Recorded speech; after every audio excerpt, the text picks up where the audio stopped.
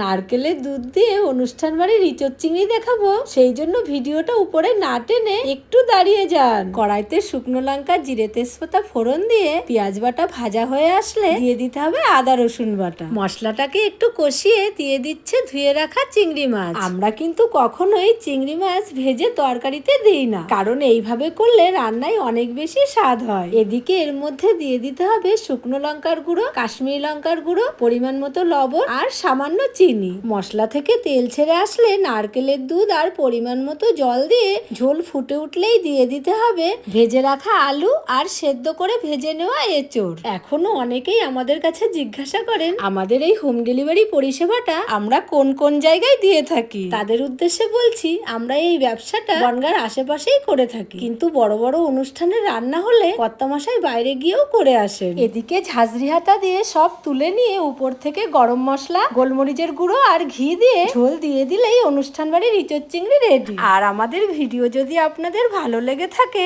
Like, comment, share এবং চ্যানেলটিকে subscribe করে আমাদের সাথে থাকবেন।